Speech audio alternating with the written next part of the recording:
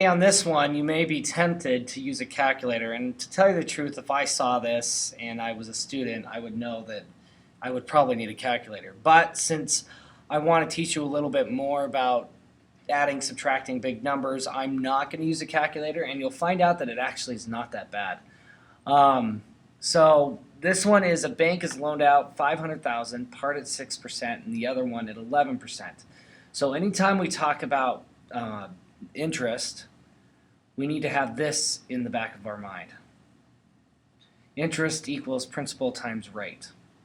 So I know that eventually my interest is going to be 43,750, and I know that this is going to be it's going to be loaned at 500,000 is going to be loaned, part at 6%, and the rest at 11%, and eventually they're going to get 43,750. I want to know how much it's going to be at 6%. So we know that this is going to be an interest rate at some. So we'll do the interest rate of A being the 6%, the amount given at 6%, plus the interest rate at B, which is the amount at the other one. So I know that we're going to have two accounts. So we have A and then we have B. A, we're just going to call A. Actually, we can call it X, just so people don't freak out and everybody likes the variable X. But B, how do we get it to turn into something with X? Well, we know that B is going to be 500,000. We know all together we're going to have 500,000 worth of loans. But if I subtract X, if I take 500,000 and I subtract the stuff that I've already taken from A, that will give me B.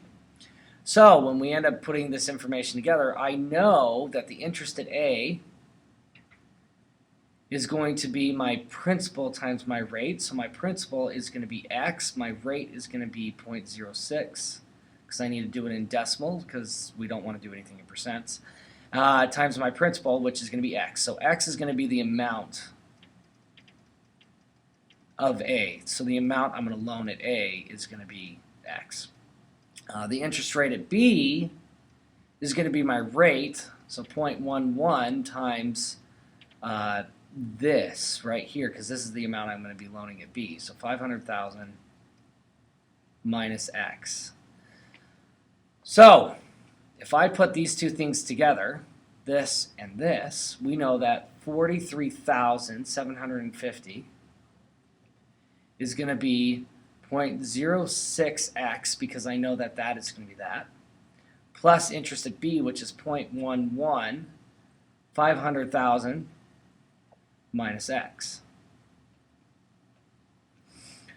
Now, I need to reduce all this, so 43,750 equals 0.06x plus. Now, 0.11 is actually pretty easy to multiply because what we can do is we can do 10% and then 1%. So 10% of 500,000 is 50,000. And we're going to add another 1%, which is 5,000. So that's going to end up being $55,000 minus 0.11x. Don't forget to distribute both of those. So what I'm going to do is I'm going to combine like these terms, and I'm going to subtract 55,000 over to both sides.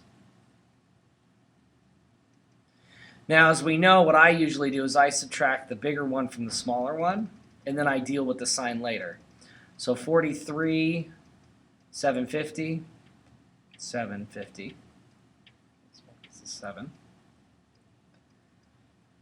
So you end up getting 0 here. I need to borrow, so 4. This is going to be 10, but then we're going to borrow 9, and then 10, so that's 5. This is 2. This is 1, and this is 1. So it's going to end up being 11,250. And that's going to equal this guy minus this guy. Oh, make sure you get your negative because this is the bigger number. So that's going to be negative. And this is going to be minus 0.06 minus 0.11x is going to be actually 0.05x. Now, I don't like the negatives, and there's a negative on both sides, so I'm going to negate both sides. So you're going to get 11,250 and that's going to equal 0.05x. Now, I don't like the decimal, so I'm going to multiply both sides by 100. So this becomes 11250, add 2 zeros because I'm multiplying by 100, and this is going to be 5x. That way we don't have to deal with the decimal later. So when you divide, now I'm going to divide by 5 on both sides. You're going to end up getting 1125000 divided by 5. 5 goes into 11 twice, so this gives you 10. We're going to add subtract 1, bring down the 2. 5 goes into 12 twice, 10, subtract, bring down the 2. 5 goes into 25 5 evenly, and the rest of them are going to be 0, so it's just going to be 0, 0, 0. So that is going to be the amount that we're going to be loaning at 6%. And since that's the only thing it's asking, I'm not even going to find the other one. But this is $225,000, and that's how much they loaned at 6%.